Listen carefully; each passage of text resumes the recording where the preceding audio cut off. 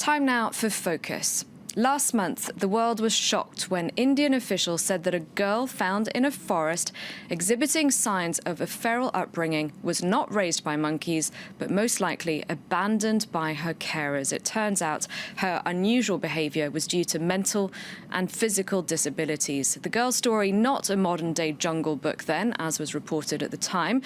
And Indian children are abandoned by their parents all too often, as Felicia Paletti and Mandakini Garlot report. Anita doesn't like to leave terracotta. She likes to be in the home. Behind this 5-year-old's innocent smile lurks a darker past. Sunita was just 6 months old when she was left in her grandfather's care, where she was routinely abused.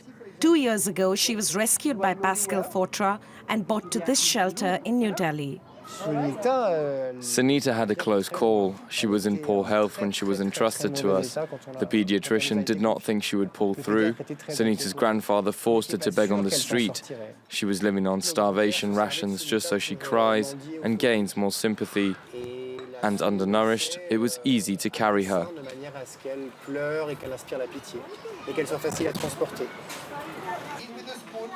Sunita's is not a rare case. Not all abandoned children are lucky enough to make it to an orphanage or a foster family. Some end up in the hands of traffickers. Here you are in the middle of a jungle. When you're a kid alone in the streets of New Delhi at 1 in the morning, that kid lives in a jungle. To understand why parents abandon their children, we travel to Rajasthan, a state with one of the highest number of such cases. Bhagirath, who makes a living as a beggar, is a father of 2 children. One walks next to him, the other lives in an orphanage. Ganesha's mother used to beat him when she was drunk. She used to treat him as if he was not her child, and in this situation, how could I take care of my children? That's why I had to put my son here. I feel very bad, I feel guilty. In this orphanage, 4-year-old Ganesh is one of the few boys. The first reason for abandonment is the baby's gender. It's not socially acceptable that the first child is a girl. The second reason is when the mum herself is a child or a rape victim. Society has this kind of mentality.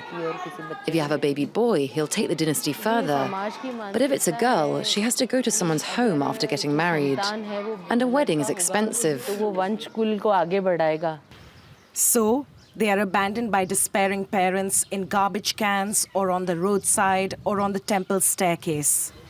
To save these young lives, authorities and NGOs have set up street cradles in Rajasthan where unwanted children can be left anonymously. The baby can be left here in this cradle. See, there's a mattress big enough for a child. There's an alarm system connected to a scale. Anything weighing more than 700 grams will activate the speakers, and I'll receive a message on my phone. In Rajasthan, this policy was first introduced 3 decades ago. The first street cradle helped rescue 1,800 babies, girls for the most part. This little girl was only 3 hours old when she was dropped off. Her only fault was that she was born a girl. Just like Indu, who was abandoned 18 years ago. Everybody says they want to make their parents proud, but I want to become a successful singer and want to make the people that welcomed me here proud. I want the people who abandoned me to realize how big of a mistake they made. I want them to feel guilty. An orphanage may be an obvious solution, but the SOS Children's Village in New Delhi is changing the game by recreating a family. Each of these 15 residences house 10 children and a surrogate mom like Manju. I've seen lots of kids who did not have mothers, who were trying to survive a critical situation without any resources. That's why I decided to become an SOS mom. I'm angry at those parents who abandoned their children. Parents should sacrifice themselves for their kids. They're as precious as gold and silver. For the moment, there are about 10 kids calling me mom, and I don't know how many in the future will.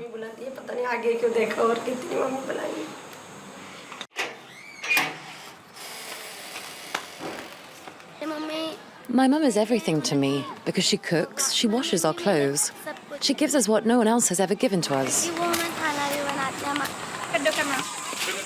There are 32 SOS villages across India, a safe haven for thousands of kids who were lucky enough to get a second chance. Still, nearly 11 million abandoned children continue to survive on the streets.